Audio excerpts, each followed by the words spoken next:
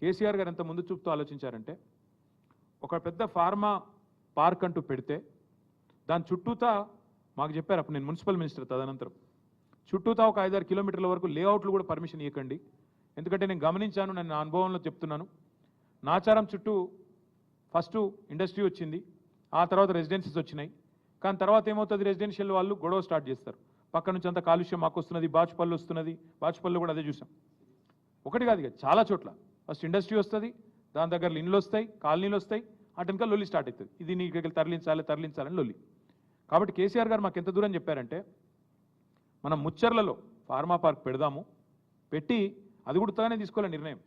ఎట్లా ఆలోచించారంటే 3 హెలికాప్టర్లలో అధికారులను, ప్రజాప్రతినిధులను, ఇండస్ట్రీస్లను తీసుకొని పోయి అక్కడ ల్యాండ్ అయ్యి ఒకటే చోట ఎకానమీస్ ఆఫ్ స్కేల్ రావాలి అంటే ప్రపంచంలోనే అతిపెద్ద ఫార్మా క్లస్టర్ ఒక చోట పెట్టాలని, దాని చుట్టూ బఫర్ లాగా మెయింటైన్ చేస్తూ చుట్టుపక్కల ఊర్లలో కూడా పొల్యూషన్ అనే ప్రాబ్లం రాకుండా అప్పటికి జీరో ఎఫ్లూయెంట్ డిశ్చార్జ్ అని పెట్టినా, కామన్ ఎఫ్లూయెంట్ ఫెసిలిటీస్ పెట్టినా, ఇన్ని పెట్టిన తర్వాత కూడా మళ్ళీ నష్ట నివారణ చర్యలు భవిష్యత్తులో 50 ఏళ్ల తర్వాత వచ్చే ప్రభుత్వాలకు కూడా చిక్కు రావద్దు, వాళ్ళకు కూడా ఈ తలకాయ నొప్పులు ఉండొద్దు, చికాకులు ఉండొద్దు అనే ఉద్దేశంతో దాదాపు 10 కిలోమీటర్లు 5-6 కిలోమీటర్ల పరిధిలో లేఅవుట్లు కానీ కొత్తగా పర్మిషన్ ఇవ్వద్దని ఆదేశాలు ఇచ్చి ఇంత ఆలోచన చేసి మేము ఆనాడు హైదరాబాద్ ఫార్మా సిటీ పేరిట 8 ఏళ్ళు, ఒక రోజు కాదు 2 రోజులు కాదు, 8 ఏళ్ళు కష్టపడి 14,000 ఎకరాల భూమి సేకరించాం.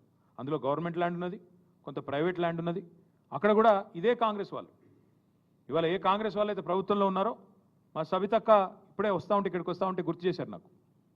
వీళ్ళే వచ్చారు, ఏం చెప్పారు, కోదండరెడ్డి గారు, కోమటిరెడ్డి వెంకటరెడ్డి గారు, మల్రెడ్డి రంగారెడ్డి గారు, వీళ్ళే అక్కడికి వచ్చి రేవంత్ రెడ్డి గారు, బట్టి విక్రమార్క గారు అక్కడికి వచ్చి ఫార్మా సిటీ దగ్గరికి వచ్చి మీ ఊర్లన్నీ కాలుష్యమయమైపోతాయి, నాశనం అయిపోతాయి, మీ భూములు తీసుకొని ప్రభుత్వం రియల్ ఎస్టేట్ దందా చేస్తున్నది అని చెప్పి నోటికొచ్చినట్టు వాగి సబ్జెక్ట్ తెలవకుండా, విషయం తెలవకుండా, పరిజ్ఞానం లేకుండా 13,000-14,000 ఎకరాలు 8 ఏళ్ళు కష్టపడి సేకరిస్తే దాన్ని బంగారు పల్లెంలో పెట్టి వీళ్ళకి అప్పచెప్తే ఇవాళ అనాలోచితంగా ఒక తుగ్లక్ మాదిరిగా, ఒక పిచ్చోడ్ మాదిరిగా ఈ ముఖ్యమంత్రి ఏందో రాగానే హైదరాబాద్ ఫార్మా సిటీ రద్దు అని